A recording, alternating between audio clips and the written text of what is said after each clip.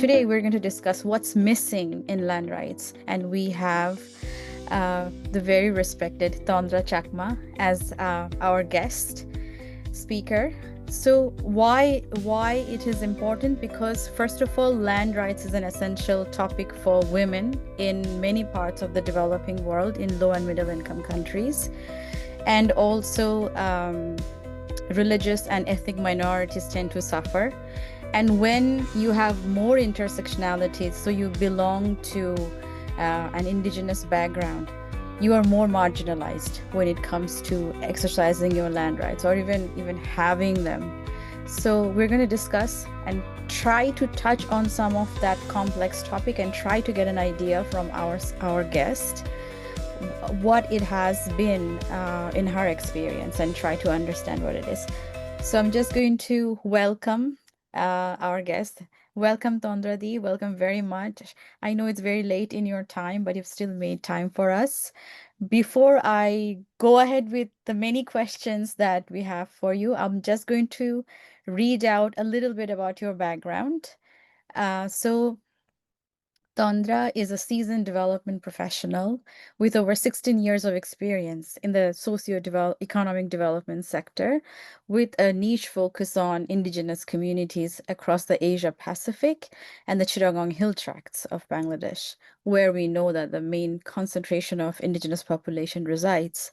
She began her career as an educationalist and has since worked extensively in areas such as gender equity, education, capacity building, and community empowerment. She also serves as the executive director of the A.F. Mujibur Rahman Foundation, where she leads impactful programs that strengthen community resilience, foster inclusive development, and promote environmental and social justice. Her previous roles include key leadership and program positions with Asia Indigenous Peoples Pact, Manusher Jonno Foundation, and CARE Bangladesh. She has a background in her academic background involves having a master's degree in history and a Bachelor of Education from the University of Dhaka. She's multilingual. She's fluent in English, Bengali, and Chakma. She's a strong voice for Indigenous rights and social equity with a track record of fostering partnerships and driving community-led change. Currently, she's an honorary member of Bidisha Foundation, a not-for-profit organization registered with the Joint Stock Company.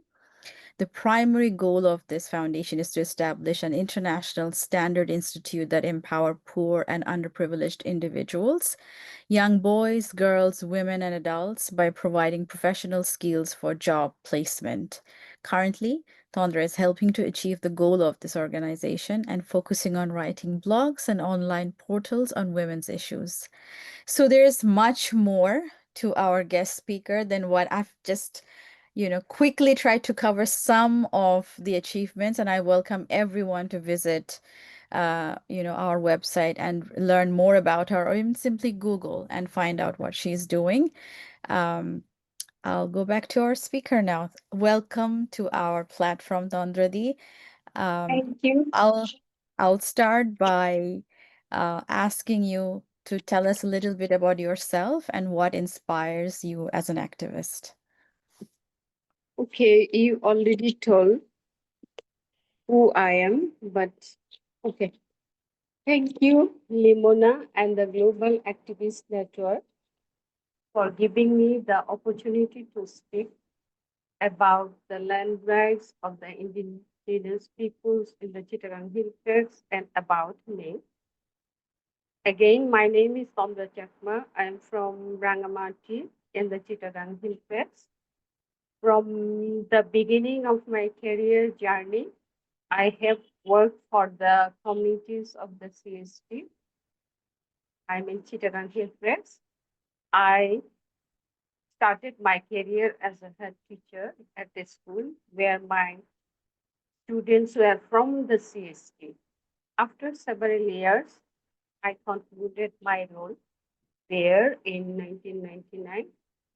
In the year 2000, I began working with CARE Bangladesh, an international NGO, and I was posted in the directly in the CST. My field office was there in 2000 till 2006.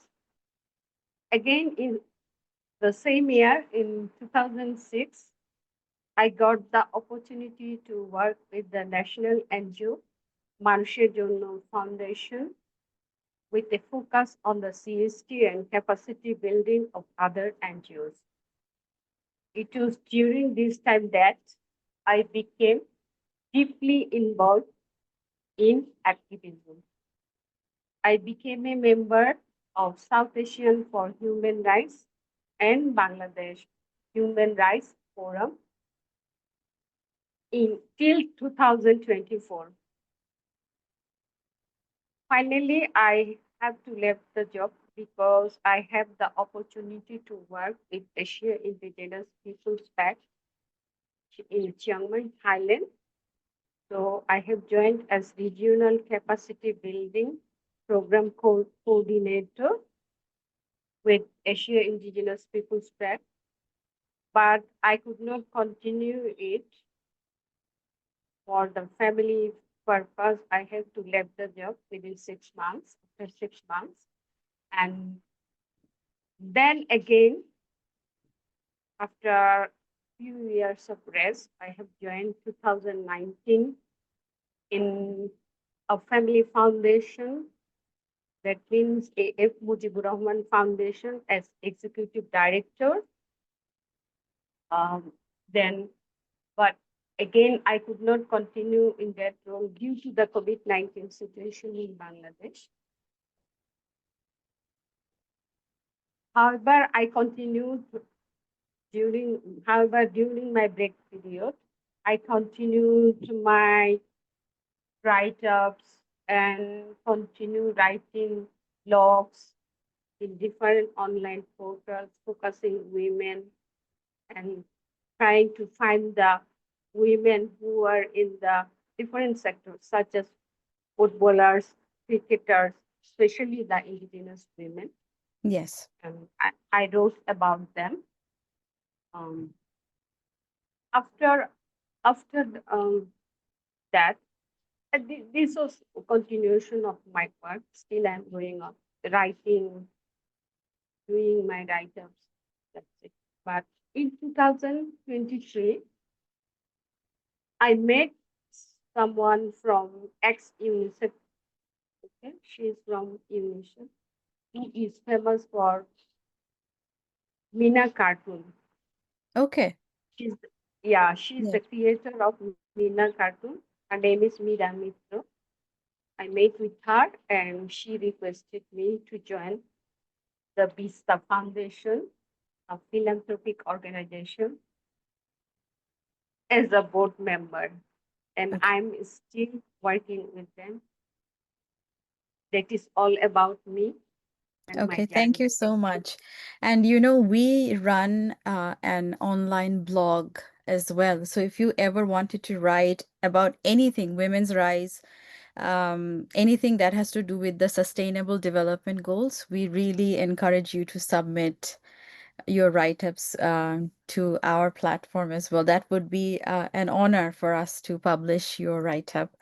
Um, I will move on to our next question, which is, you know, many people don't understand or may not be aware about some of the issues with land rights. So how did the historical land policies in Bangladesh affect indigenous land rights in the Chittagong Hill Tracts and the impact it had on human rights and the survivalhood of the communities?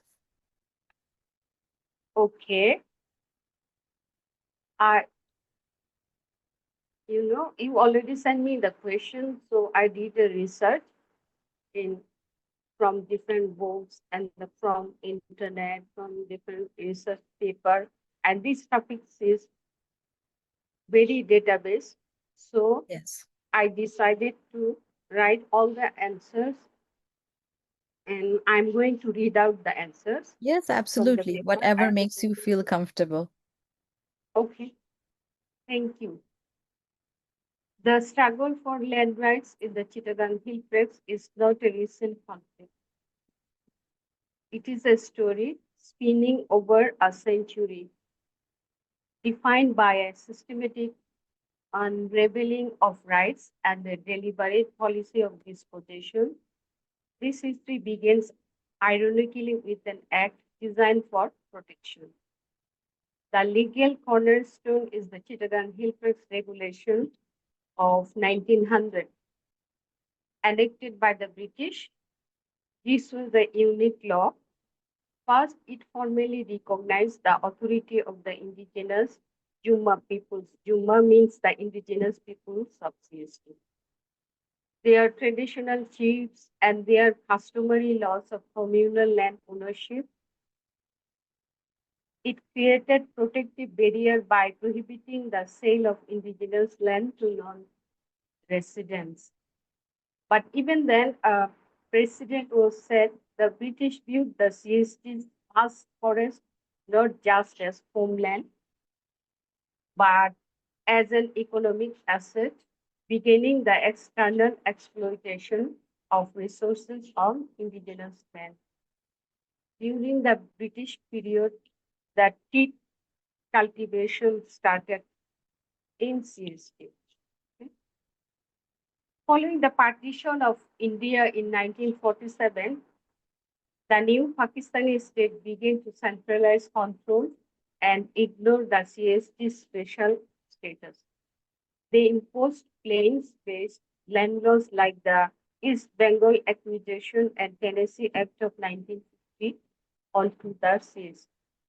These laws promoted individual land ownership, directly clashing with and seeking to replace the indigenous practice of communal tenure. But the single most catastrophic event of this era was the construction of the Kaptai Dam in 1962. This wasn't just an infrastructure project, it was an act of devastation.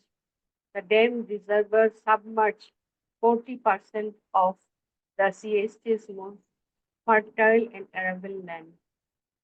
It forcibly displaced approximately 100,000 people, primarily from the Chakma community, shattering their world over shattering the world. Overnight, thousands became refugees in India, while those who remained were made internally displaced and destitute. The economic foundation of entire communities was erased. After Bangladesh independence of 1971, the policy shifted from neglect to active assimilation and systematic dispossession. The state pursued nationalist homogenization. The first step was the abrogation of remaining legal protections. The government enforced national laws like the Bangladesh Land Administration Act, which did two devastating things. First, it declared all unclassified forests as state property. I mean the June land, Yes. where the shifting cultivation done, those lands. What is called khas land. This was the legal slate of hand. Vast areas of ancestral indigenous territory were suddenly reclassified as government land, legally erasing millennia of customary ownership. Number two, it promoted individual land tilting, further invalidating the communal systems that were the bedrock of human society. Without an individual title, the family's land became legally invisible and easy to confiscate. The second step was state-sponsored demographic engineering. In the 1970s and 80s, the government implemented a policy of mass migration, moving landless Bengali settlers from the plains into the state. These settlers were given land titles, financial incentives, and legal protection on land that belonged to indigenous communities. This was not an accident. It was a deliberate strategy to alter the demographic balance and dilute indigenous political power. The third step was the prioritization of resource extraction. The state now leased out this newly declared trust land, this grabbed land to domestic and international corporations for logging, mining, and large-scale rubber plantation, and also tobacco plantation. This was done without the free, prior, and informed consent of the indigenous inhabitants. Their homeland was now a commodity to be sold. So, what is the thorough line of this history? It reveals a deliberate and continuous trajectory. Number one, dismantling legal protections for customary system. Number two, reclassifying indigenous land as state property. Number three, redistributing this land to facilitate resource exploitation and demographic change. The process constitutes a systematic disposition. It is designed to sever the profound spiritual and economic connection between the indigenous Chakma people and their land. Therefore, the ongoing land conflicts, the poverty, and the cultural erosion we see today are not a result of underdevelopment. They are not a passive outcome. They are the direct and intended legacy of this historical policy framework. The land rights crisis in the CST is not an economic issue. It is a fundamental issue of justice, identity, and the right to exist. That's all. Thank you. Thank you, Tandradi. So that's the historical basis. If we now Yeah. come to 1997, what role does the 1997 CHT Accord play in land rights and in land disputes? Okay. Thank you. The 1997 CST Accord, a document that ended a decades-long armed conflict. You know that before that, there is a long armed conflict, almost 2 decades, Yes. but remains at the heart of an ongoing peaceful struggle. Its role is profoundly dualistic. It is both the most powerful tool for justice that indigenous communities possess and the greatest symbol of the state's failure to deliver it. Nowhere is this paradox more clear than on the issue of land rights, the very core of the conflict and the accord itself. The accord was designed to reverse historical dispossession. It wasn't unclear, it was a specific, detailed blueprint for justice. First and most critically, Section 4 in this 1997 Peace Accord. Peace Accord. Hmm. Yeah, Section 4C, C section mandates the government to restore all alienated land taken illegally, including plots given to Bengali settlers in state-sponsored programs. This directly targeted the biggest source of conflict. To handle this, Section 13 created the CST Land Dispute Resolution Commission, a body designed with indigenous representation to identify and resolve these thousands of disputes. The accord also reinstated the authority of the traditional circuit chiefs, granting them the crucial power of prior permission for any land transfer in their domains, a key barrier against future rebellion. And critically, Section 17 called for demilitarization, the withdrawal of temporary camps. This was essential because the military controls vast tracts of land acquired by displacing communities. Finally, it established self-governing regional council with authority over land management, creating a structure for indigenous autonomy. Here lies the tragedy.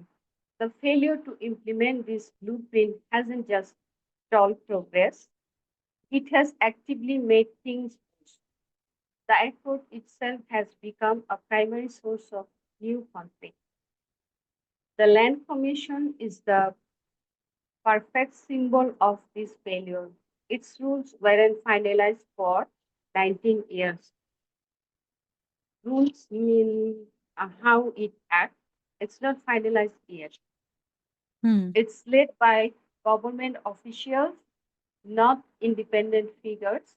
It has resolved a negotiable number of cases out of thousands. It is for all intents and purpose dysfunctional. The military remains continuing to control land and creating a climate of fear that suppresses any claim making. And so the land has not been restored. Settlers remain on disputed land. The underlying problem festering, leading to persistent tension and violence.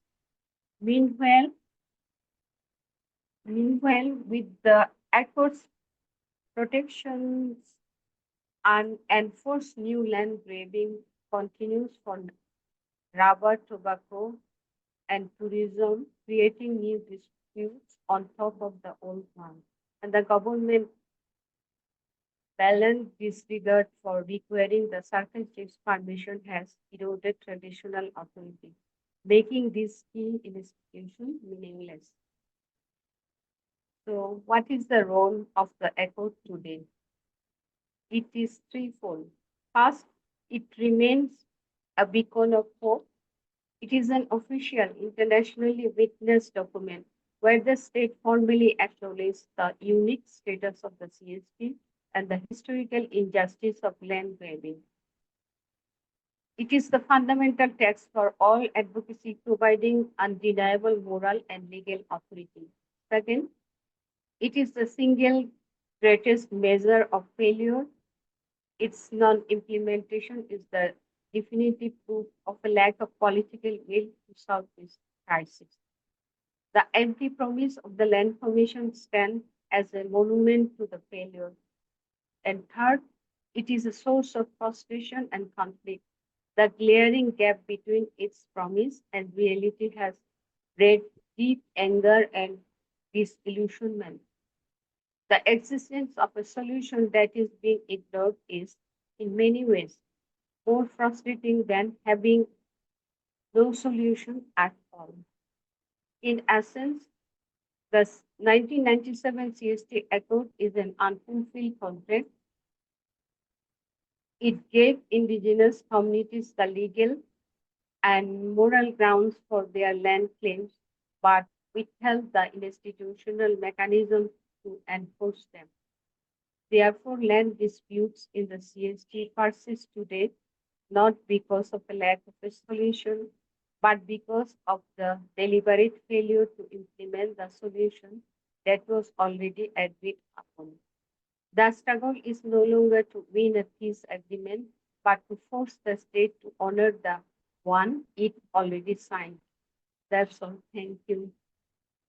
Thank you, Tandradi. So, for all these changes, to what extent have the indigenous communities in Chittagong Hill Tracts been involved in the decision-making process? Today, address a critical question. What is the role of indigenous communities in deciding the fate of their own land in the Chittagong Hill Tracts? The answer reveals a profound disconnect between a promise of self-determination and a reality of systematic exclusion. The involvement of the Jumma people in land decision making is not just limited. It is a story of how a framework for autonomy has been deliberately and consistently undermined, making conflict inevitable. The promise was enshrined in the 1997 CST Accord, which ended decades of conflict. This accord provided a powerful structure for indigenous self governance. It reinstated the authority of the three traditional circle chiefs, the Chakma Raja, the Bomang Raja, and the Mong Raja, granting them a crucial power, the right to give prior permission for any land transfer in their jurisdiction.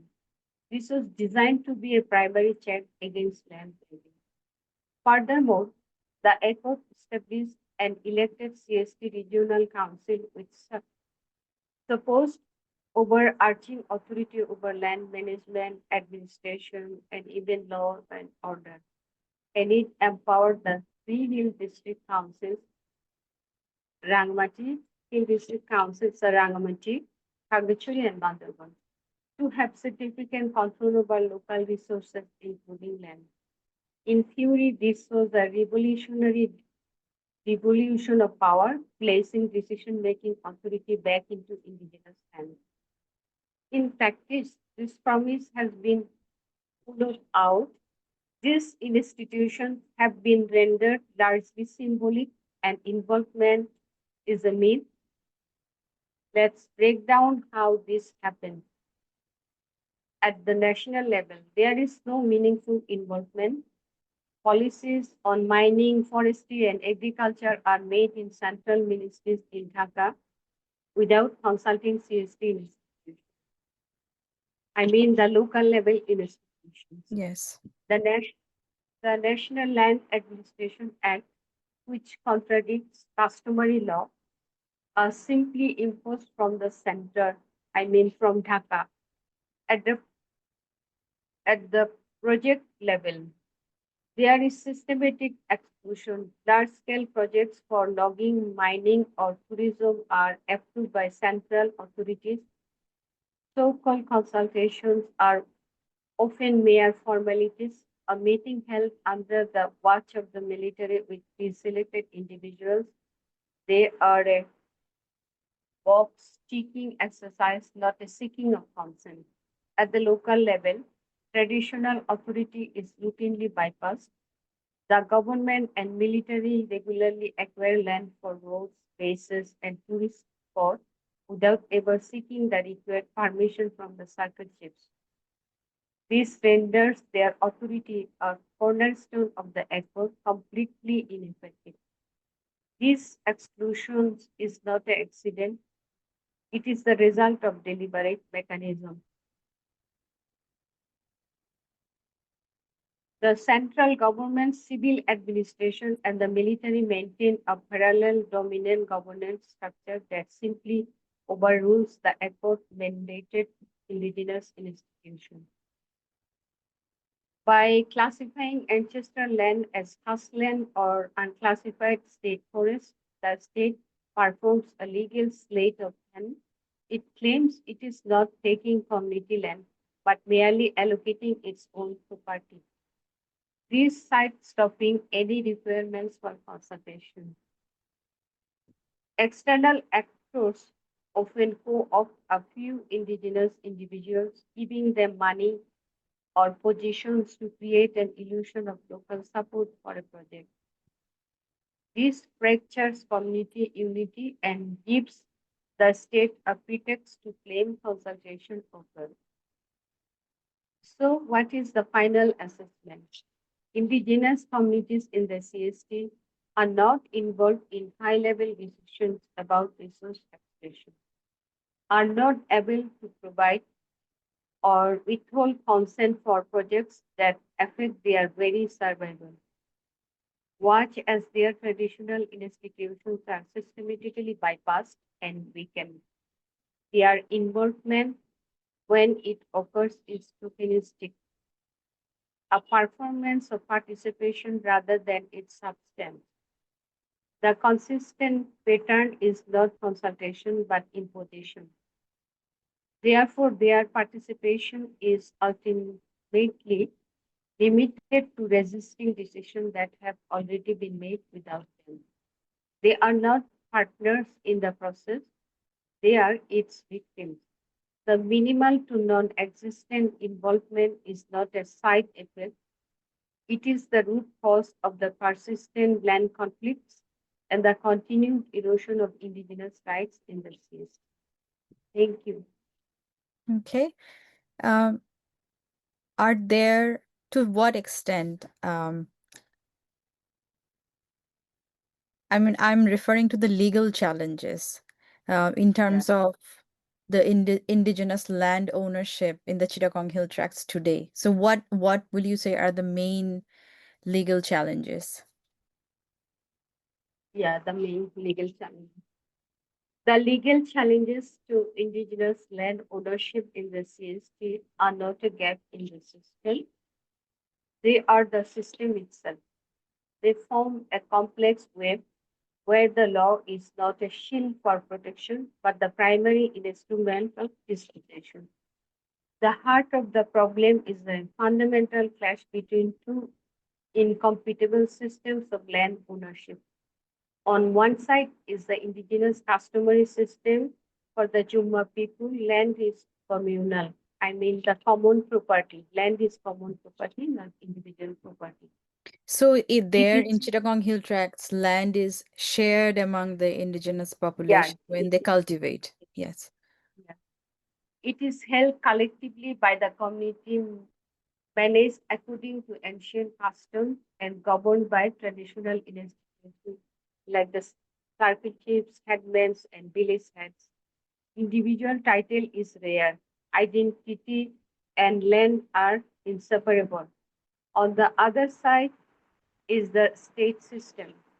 Based on British colonial law, this system recognizes only individual land titles, documented through formal registry. Its most powerful and destructive tool is the concept of khas land. Any land not under an individual private deed is automatically considered state property. This isn't just a difference, it is a hierarchy. The state system refuses to recognize communal ownership. This allows the government to legally dismiss ancestral indigenous land as illegally occupied state land simply because it lacks a piece of paper it was never meant to have. This conflict isn't uncharted. A solution was proposed. The 1997 CST Accord created the Land Dispute Resolution Commission specifically to solve this crisis. But this commission has not deliberately rendered it functional. For over 19 years, it had no rules to operate. Its leadership was given to government bureaucrats, not an impartial body.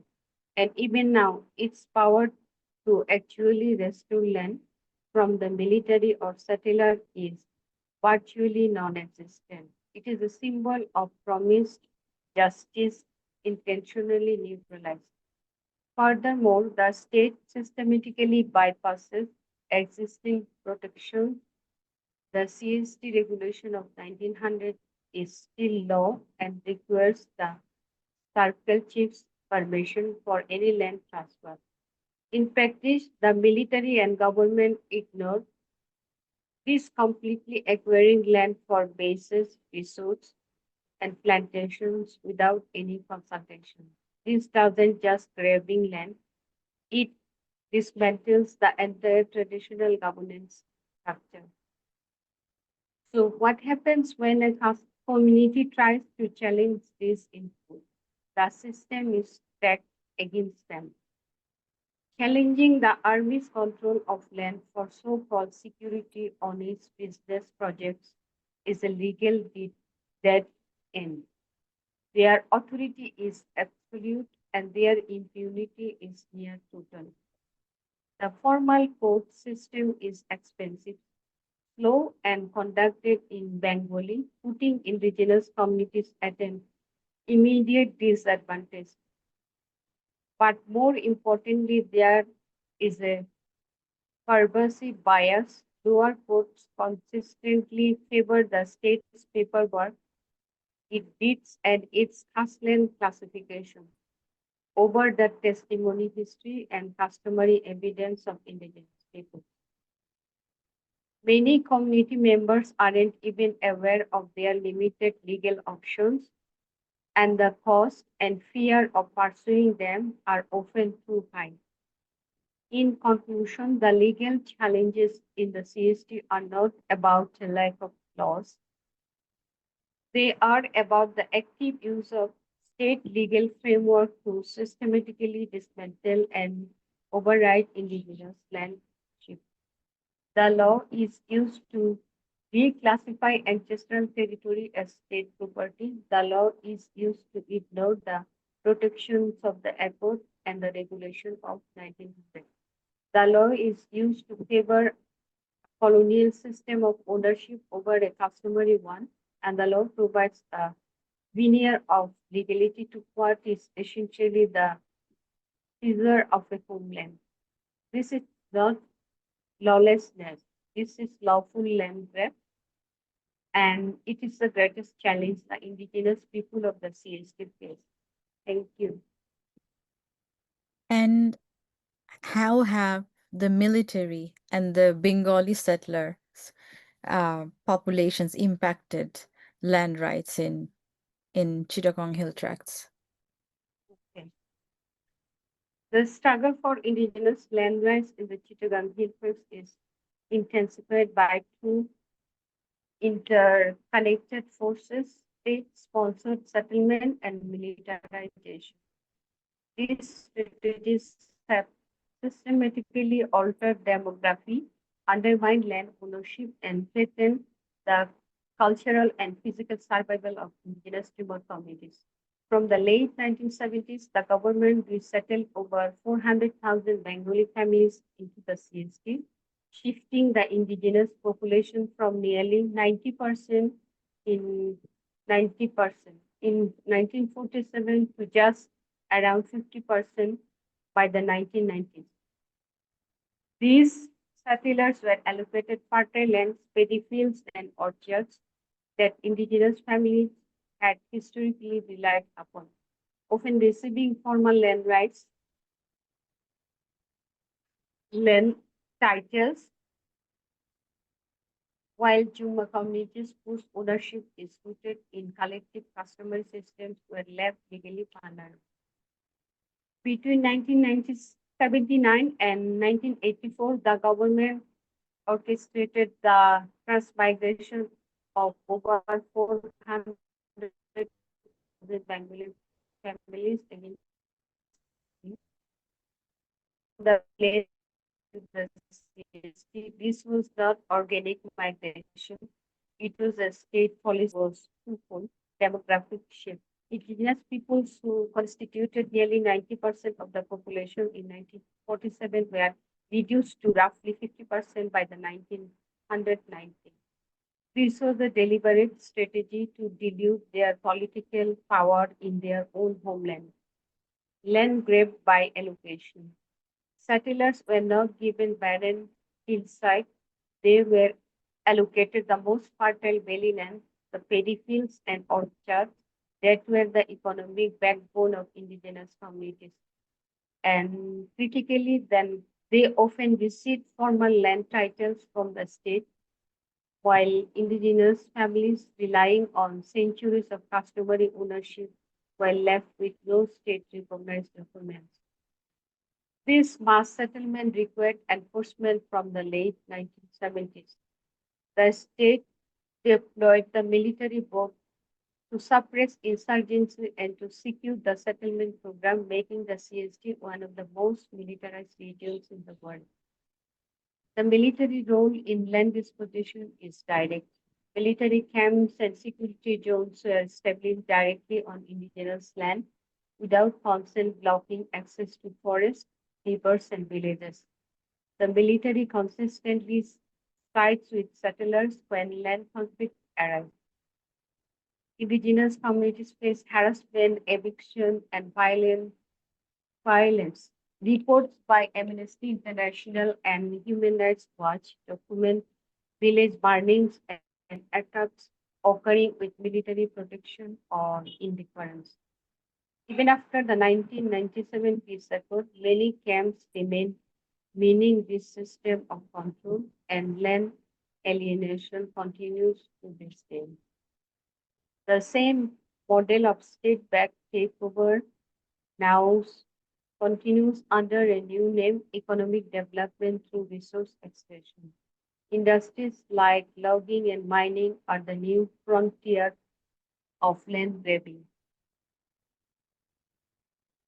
They threaten land rights in several key ways.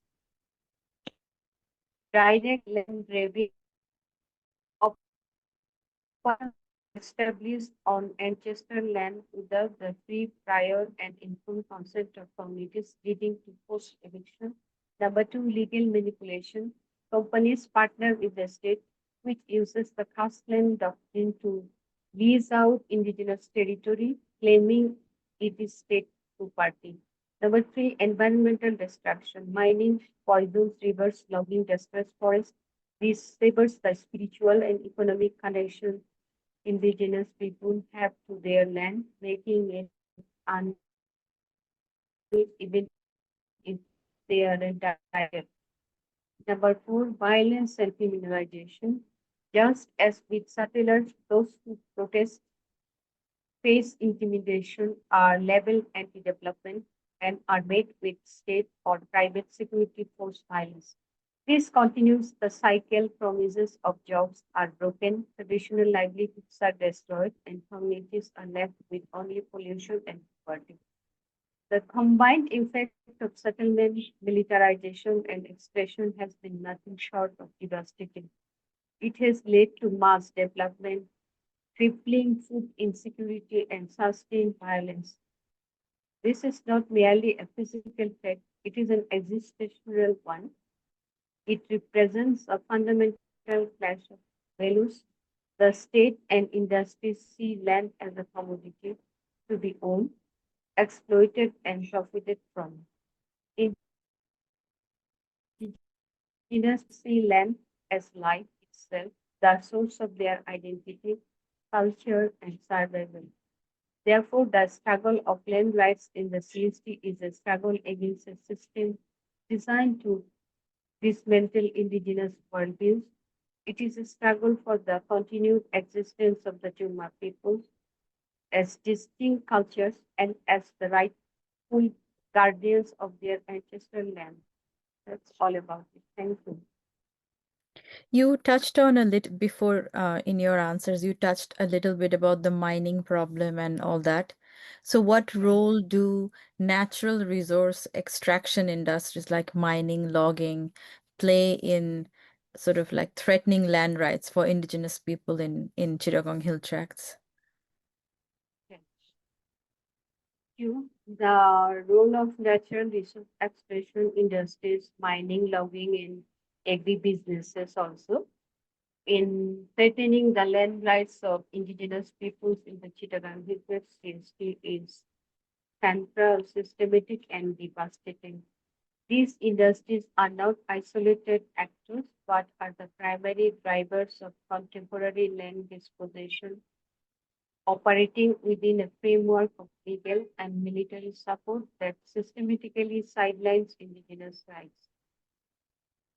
The most immediate threat is the physical takeover of land. Extraction operations are often established on lands that indigenous peoples have historically owned, used, and stewarded according to their customary laws, often without formal land rights recognized by the state. Communities are physically removed from their lands to make way for mines, logging, concession, or plantations. This destroys homes, farms, and separate sites, severing people's physical connection to their heritage. FPIC is a cornerstone of international law. FPIC means free, prior, and informed consent is a cornerstone of international law in the UN Declaration on the Rights of the Indigenous People that protects indigenous rights. Extraction industries routinely violate or manipulate this principle, this UN mechanism. Lack of Projects are often approved by governments without any meaningful consultation with the affected communities.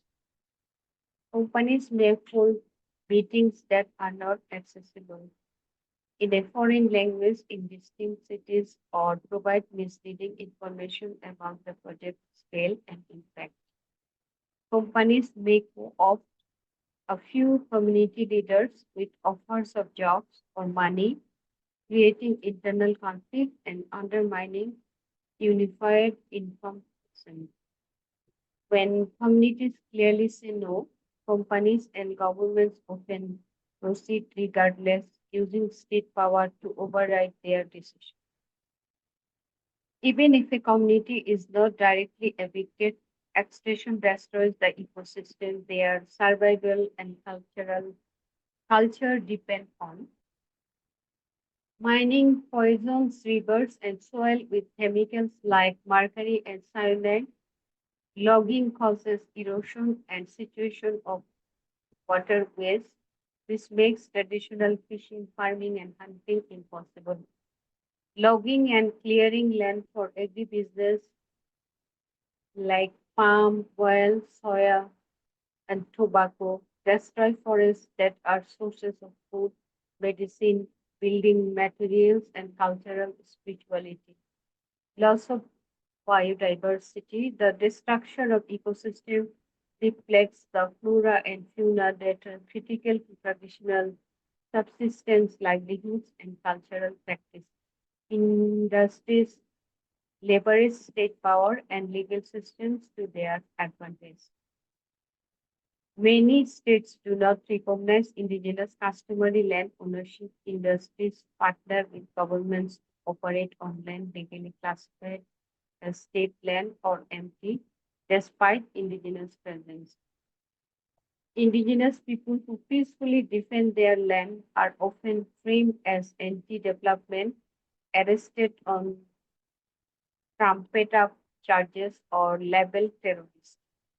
Powerful corporate interests lobby governments to weaken environmental regulations and land rights protections. The pursuit of resources often brings conflict and violence to previously peaceful regions. Companies often hire private security or rely on state military and police to protect their assets. These forces may use intimidation, threats, and physical violence against protesters. The influx of outside workers can lead to increased social problems, including violence against indigenous women and girls and conflict between communities. While often promising development, extraction creates problematic economic dynamics. Promises of jobs, schools, and infrastructure often go unfulfilled, leaving communities with only the negative impact. When traditional livelihoods are destroyed, people may be forced to become dependent on low wage, often dangerous jobs with the very company that displaced them.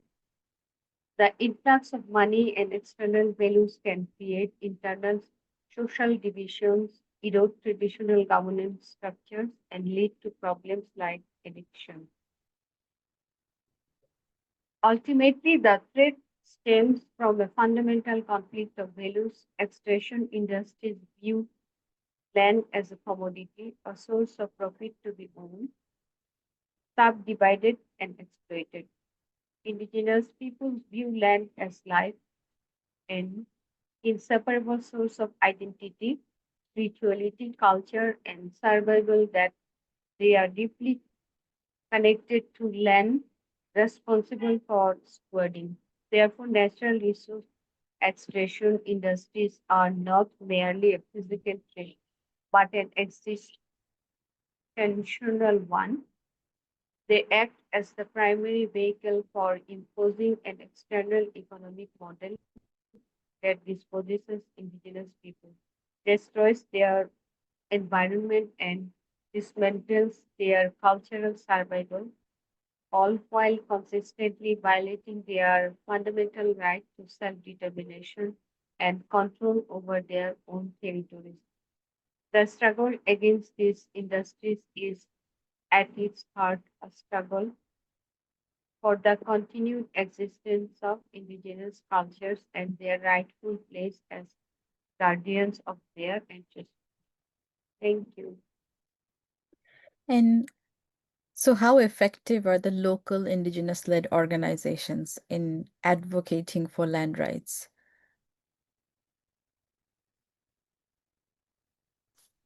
For over half a century, the indigenous Chuma peoples of the Chittagong Tracts have faced a relentless campaign of land alienation through state policies, militarization, and settlement programs.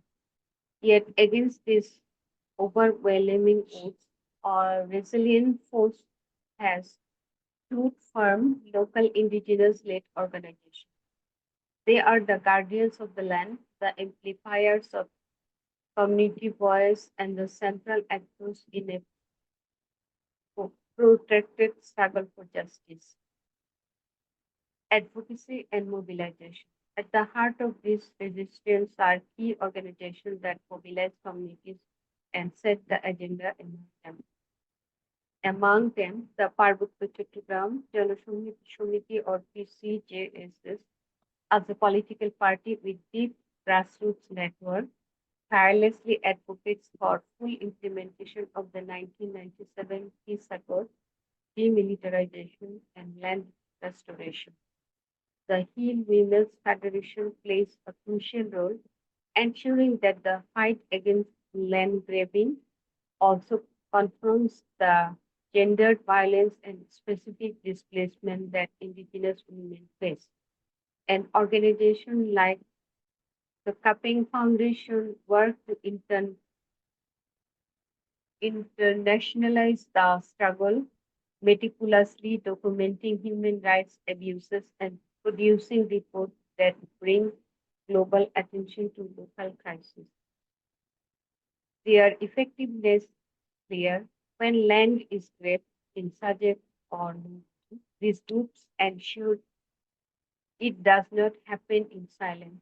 They mobilize protest, attract media scrutiny, and create pressure that sometimes forces authorities to pause or reconsider. Beyond the streets, these organizations wage a critical battle in the legal and policy arena. Their primary focus is the CST Land Dispute Resolution Commission, a body established by the Peace Accord that has been deliberately rendered dysfunctional. For decades,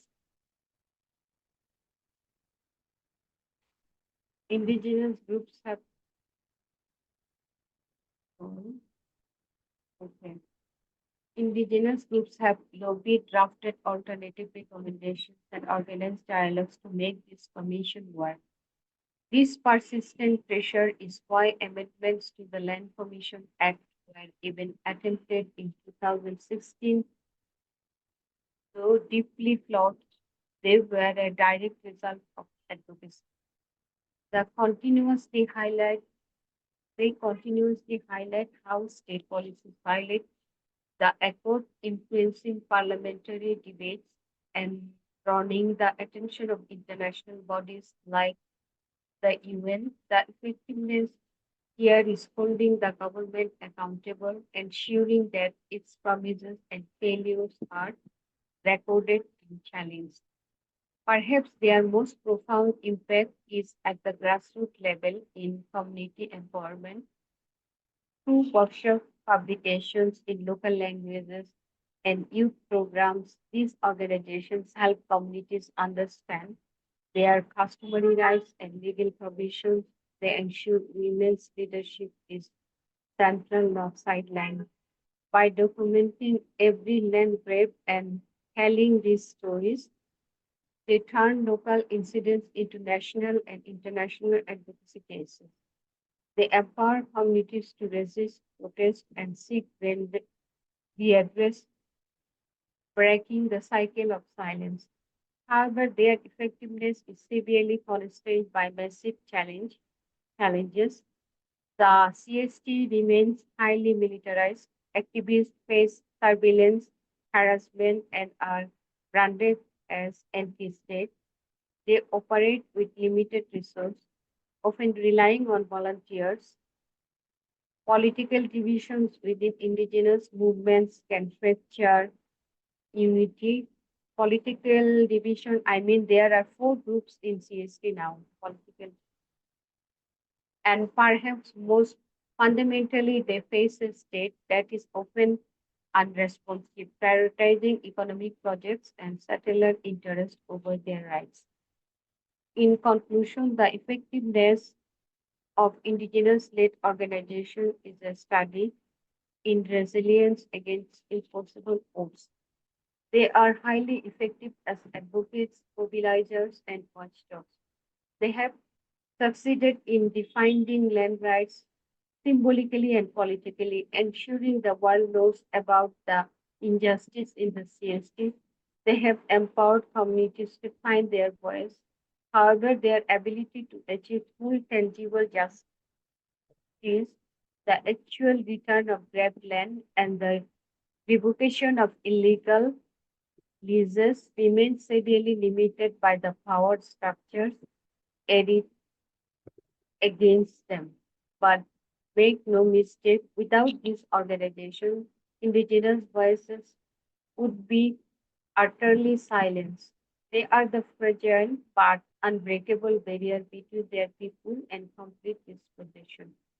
Their struggle continues not because they have failed, but because the state has yet to honor its own agreement. That's all. Thank you. Okay. Um, so what about the land titling issue there? How does that affect the indigenous population? Then, title or the Yes, development project.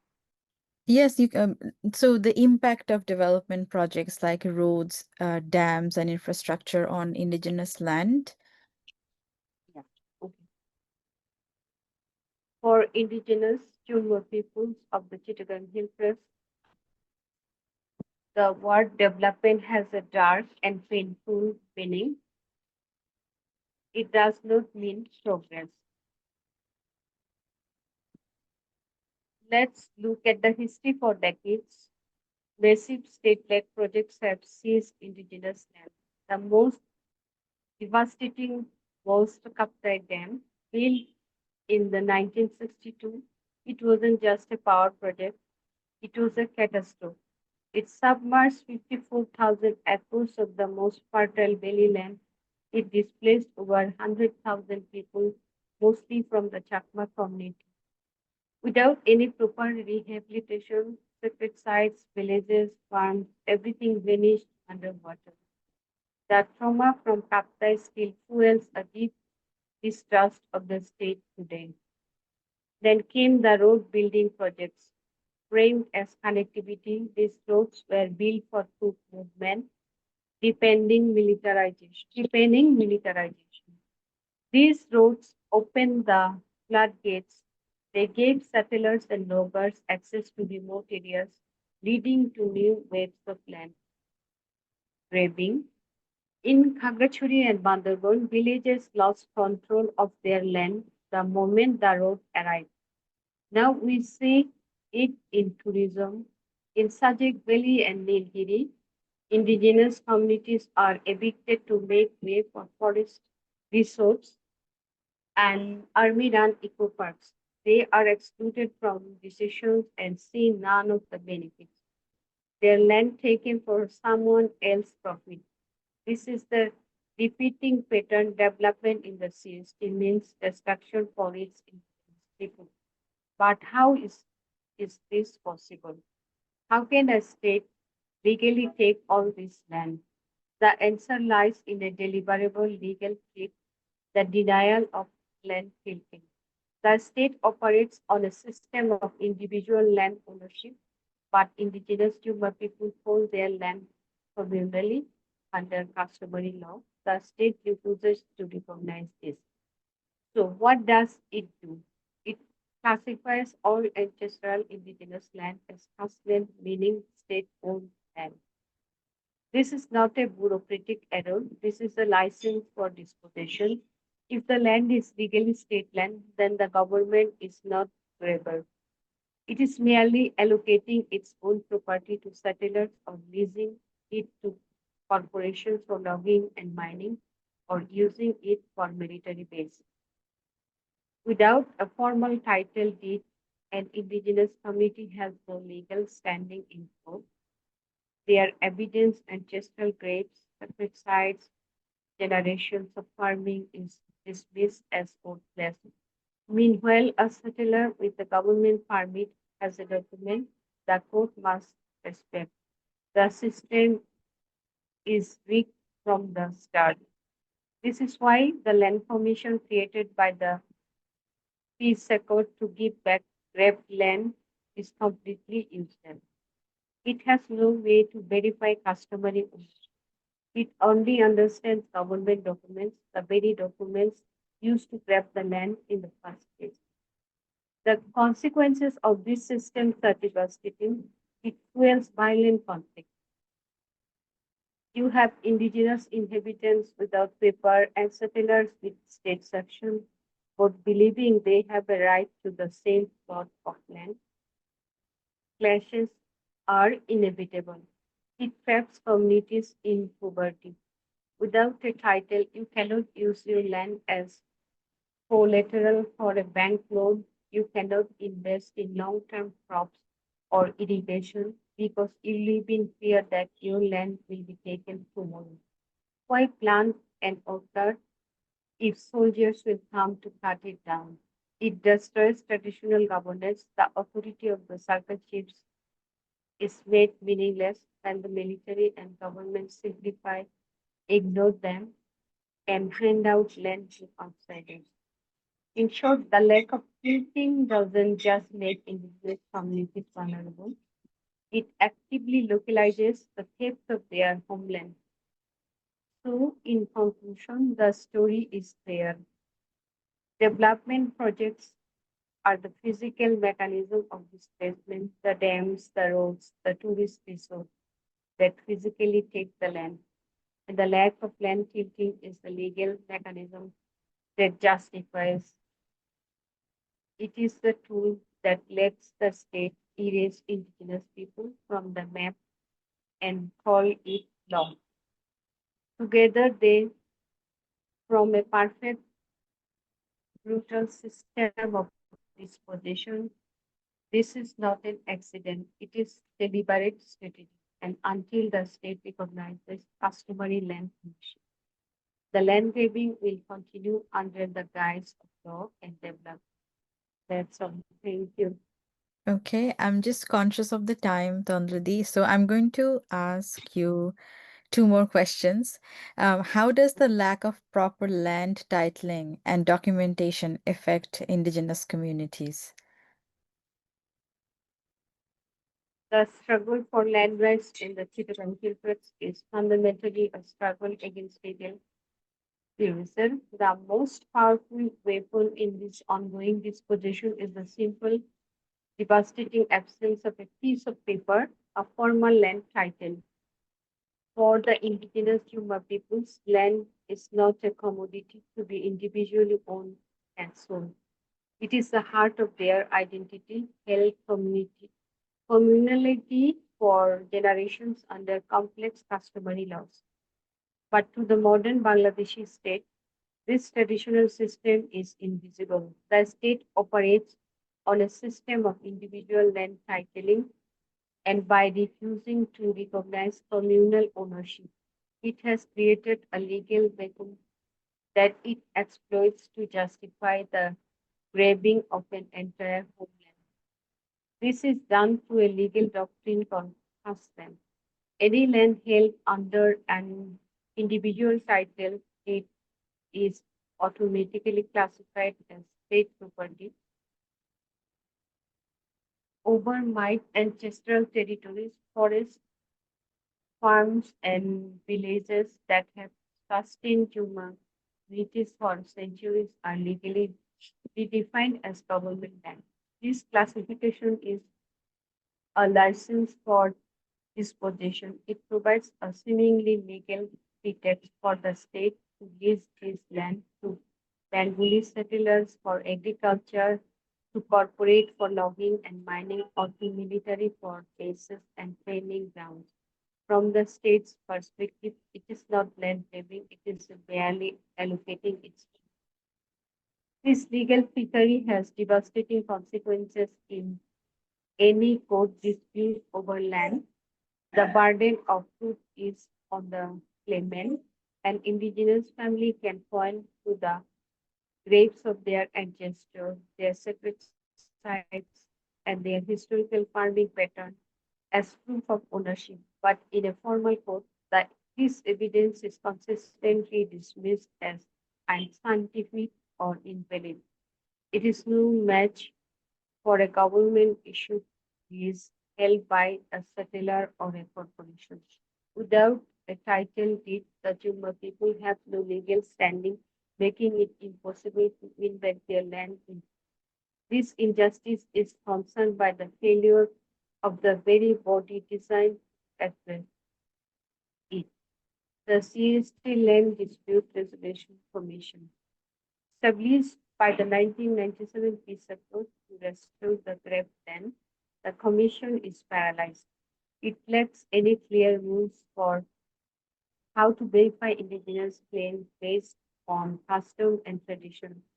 How do you educate ownership when the proof is not a document, but the testimony of elders and the physical presence of the holy site?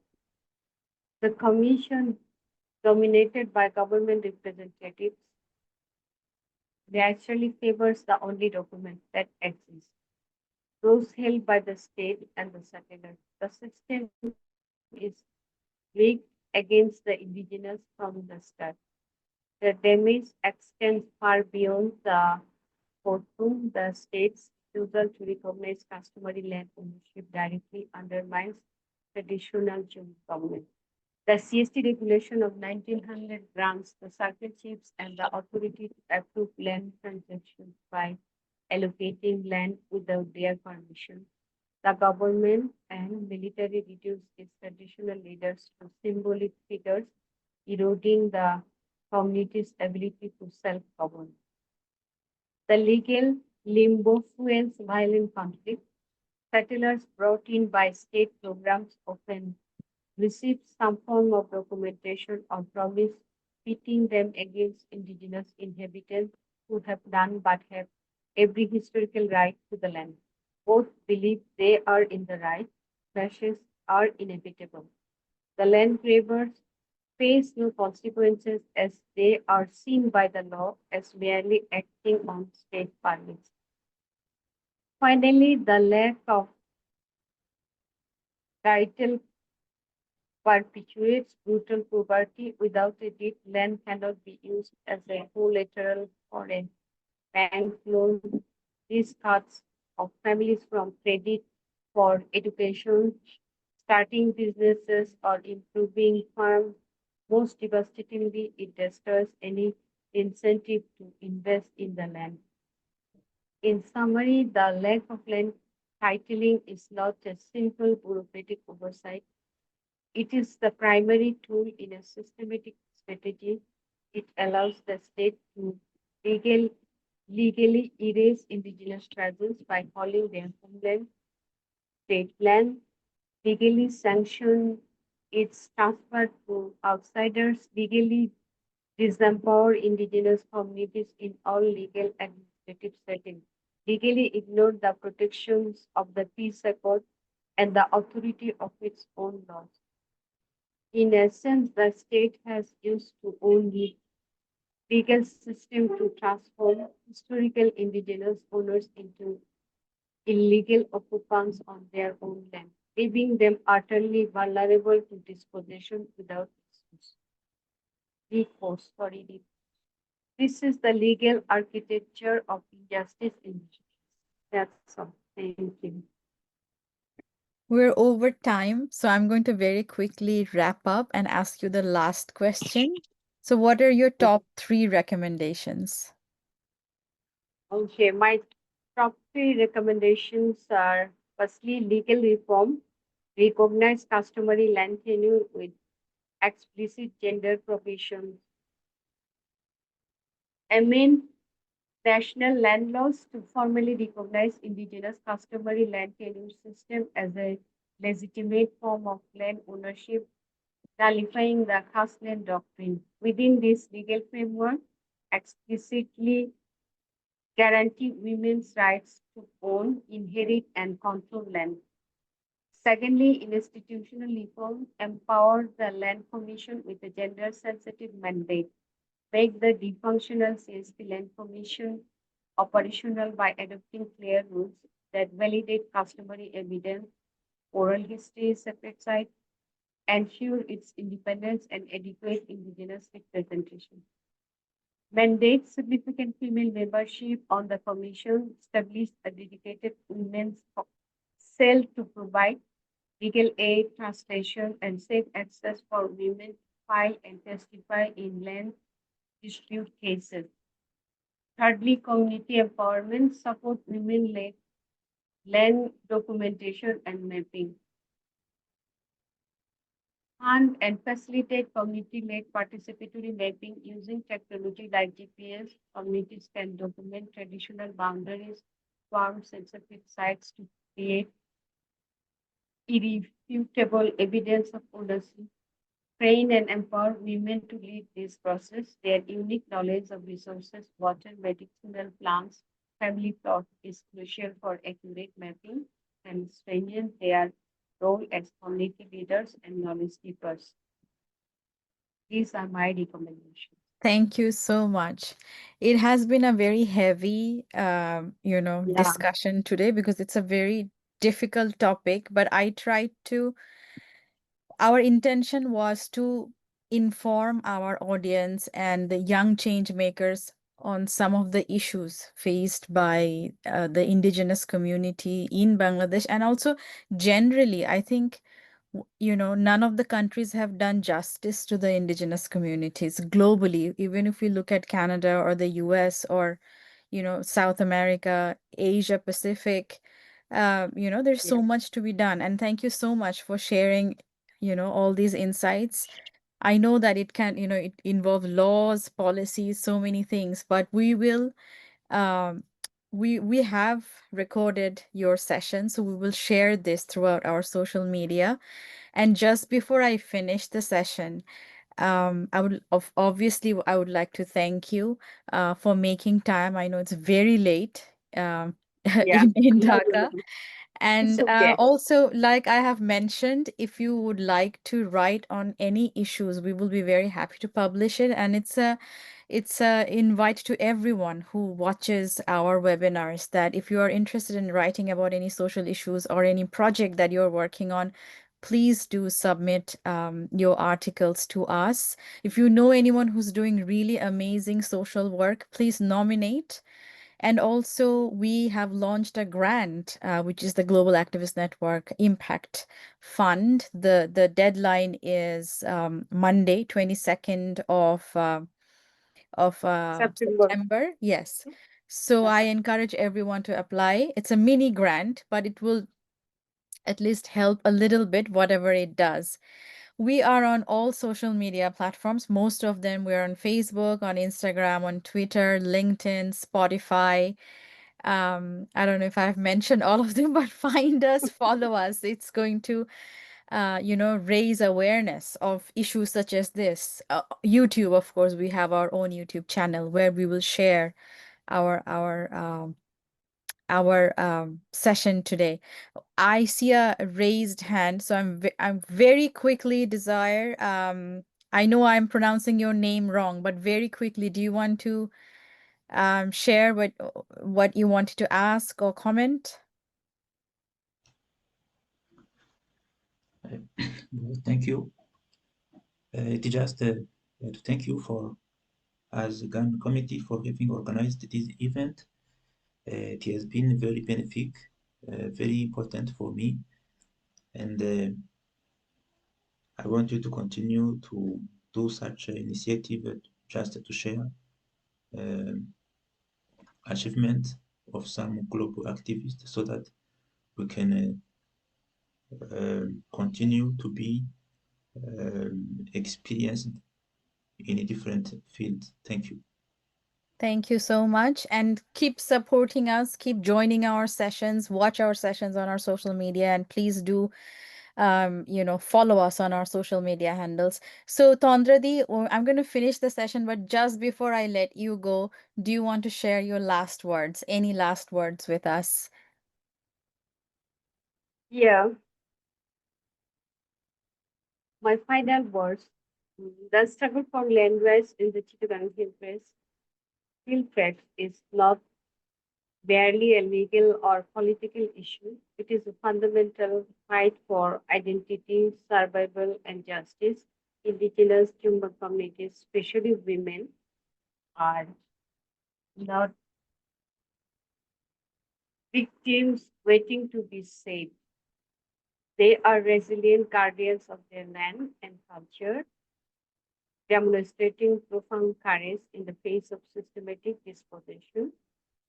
To change requires centering indigenous voices. Solution must be led and shaped by indigenous communities themselves, respecting their knowledge, customs, and right to self-determination, honoring promise. The full and faithful implementation of the 1997 CST Accord remains non-negotiable. It is the fundamental blueprint for justice agreed upon by the state.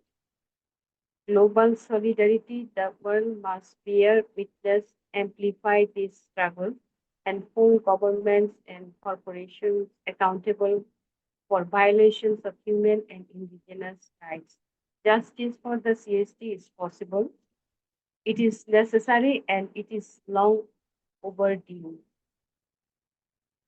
Okay, Thank you so that's much. all. And I totally agree. If we are not promoting justice for our indigenous communities, that's justice denied for all of us. We can say that we haven't received justice if we haven't been able to manage that for everyone. So thank you for sharing such wise words, and thank you so much for making your time. With that, we end today's session. Thank you so much. Yeah, you were welcome, and thanks to everyone who listened my words. I don't know how I make it. I think I did, but not satisfied by myself. No, we would like to have you again whenever time permits. But, it has been a great session, and I hope that people who couldn't join us, and, sometimes it does happen because of the time difference, I hope that they watch the webinar when we launch it on our YouTube channel, and, people learn about some of the issues that are happening there in Chittagong Hill Tracks. So thank you everyone for joining. Thank you, Tandradi, for making time. And with that, I end today's session. Thank you, everyone.